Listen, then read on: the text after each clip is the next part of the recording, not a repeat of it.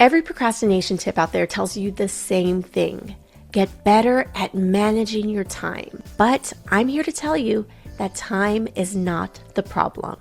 If you are a busy adult, you can't burn out by pushing against procrastination. Today, I'm breaking down 5 real ways to help you stop procrastination and get unstuck quickly. Hi, I'm Steph. I help adults complete meaningful dream projects quickly and become who they want to be, one messy, playful experiment at a time. Tip number 1, you've been solving for the wrong thing. Here's the thing, and it's a big one. Procrastination is not a time problem. According to the Cambridge Dictionary, to procrastinate means to keep delaying something that must be done, often because it is unpleasant or boring. Unpleasant, boring. These are not problems with time, and I know this firsthand. As a freelancer in the entertainment industry for many years, there were times when I had 2 to 3 projects at a time that I was juggling, so I was very, very busy. And then there were other seasons when I had less work. So if it was all about time, those times when I had less work would be the times I would have been super productive with my personal projects. That was not the case. The resistance showed up either way. The moment I would sit down at my desk or get ready to hit record, the moment that would happen, the resistance impacted me regardless if I had a lot of time or minimal time. The problem was never the clock. So what is the problem? Well, it starts with the project itself. So let's look at the project before you and ask some insightful questions. For example, how important is this first project you're taking on? Or, as some would say it, don't start with your baby. I've worked in the entertainment industry for many, many years, so I've gotten lots of advice over the years. And one piece of advice that stuck with me was this idea, don't start with your baby. So what does this mean? It means when starting out, don't lead with your most personal passion project first. And here's why. In the beginning, you're still learning, still growing, still making your rookie mistakes. If your very first project is the one you've held sacred for years and your skills aren't ready to do it justice, that gap alone can paralyze you. You're not procrastinating, you're protecting your dream. And it makes sense, but it won't get your dream made. So how do we solve for this? Find a bridge project. Something smaller that still lives in the same creative neighborhood that builds the skills you will need to eventually crush that dream project. And once you've done the groundwork and you've built the skills there, now you can go to the next level with that added confidence in order to take on your next big project. So let's say you now have the right size project before you. That's great. Now what we want to do is look at the very first step for that project. Is that first step daunting? Well, if it is, that's totally fine. Now you're ready for tip 3. And this one sounds almost too silly to work, but it does. You're going to want to make it ridiculously small. Behavioral scientist B.J. Fogg wanted to get in shape. His solution? 2 push-ups. In an interview, he explained his system as go to the bathroom, flush the toilet, and then 2 push-ups. And if I want to, I do more, but the habit is just 2. That was the whole system. In his book, Tiny Habits, Fogg suggests making your steps ridiculously small. The bar is so low, there's almost no friction. Even on his worst days, he knew he could do 2 push-ups. And I know what you're probably thinking, because it's the same thing I was thinking.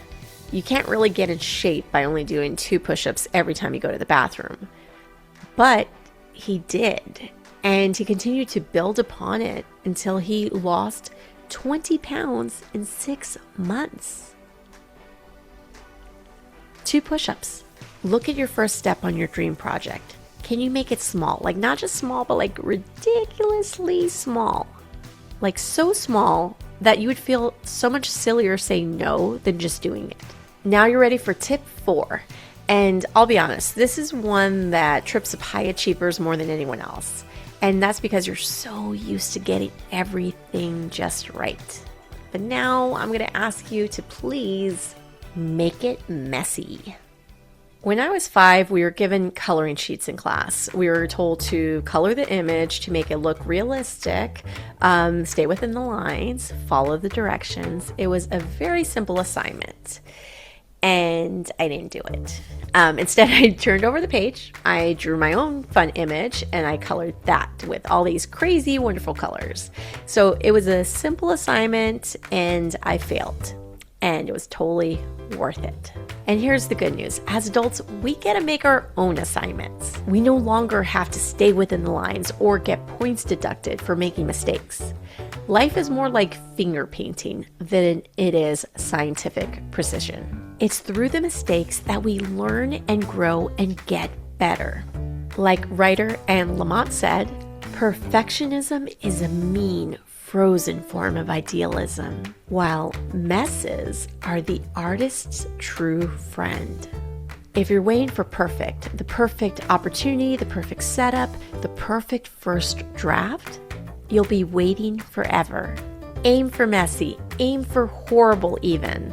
You can always clean it up, but you can't fix what doesn't exist. Humans make mistakes. It's how we connect with each other and empathize. So, show you're human. Make it messy. Hi, I'm Steph. Hi, I'm Steph. Hi, I'm Steph. Hi.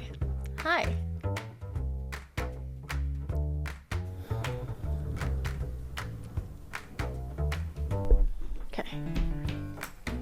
But sometimes it's not about the project.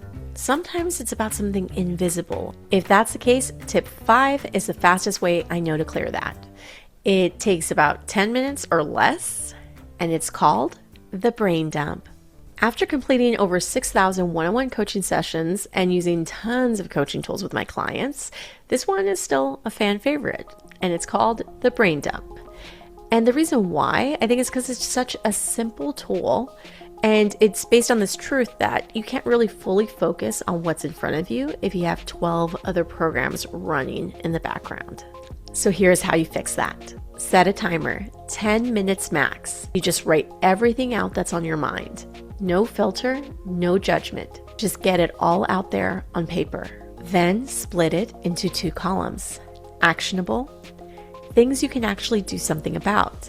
This might be things like make that doctor's appointment, pay that bill, or hire that coach. The other column will be inactionable, mental residue that you can't control. This could be past memories or something that happened in the past that just frustrated you. Just like a computer, sometimes our brains are running past programs in the background, which takes valuable space and energy. This simple exercise is like a way to close past windows, tons of windows in your browser. The moment it's on paper, your brain stops holding it. And that's the relief, and that's the space. And now that we have a bit of space, I want to give you a bonus tip. It's more like a different way to look at procrastination. It's a mental unlock that's called 2 pathways. You've cleared your head. Your project matches your abilities. Your first step is teeny tiny, and the bar is low. And still there's this low level of discomfort. That's not a bad thing.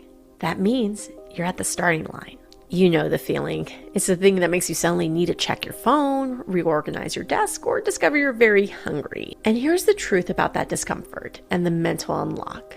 Avoidance makes it louder. Think of it this way. Imagine you are a runner and you walk up to the starting line and get situated on the blocks, ready to run a big race, but you're unsure. You hesitate. As you can imagine, if you stay in that position long enough, it's going to get uncomfortable and then really uncomfortable. And there's only 2 ways to stop the discomfort. Either get off the blocks, walk away and do something easier, or run the race. That's it. Only 2 pathways. In terms of your dream project or goal, you really only have 2 options. Either escape or start the race. Oh, and if you do choose the escape route, well, the discomfort will still come back and it'll stay with you until you start the project. So you'll have to continuously implement escapes in order to make it bearable until you start the project. And this is such a huge problem right now because it's easier than ever to just live in distraction and let our lives pass us by. But this is also why we really need you to start your race, because it's not just about you, but all the other people you inspire along the way. And this is the mental unlock.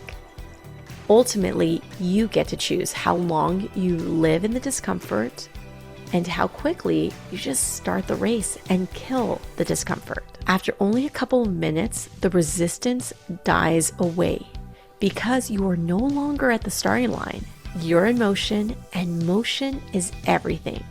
And if you're still finding it hard to start, at this point you just get up, you jump up, you wave, you move your arms, you dance, you do whatever it takes to put your body in motion and to tell your brain, like, we are going forward no matter what. Take a deep breath and let's go.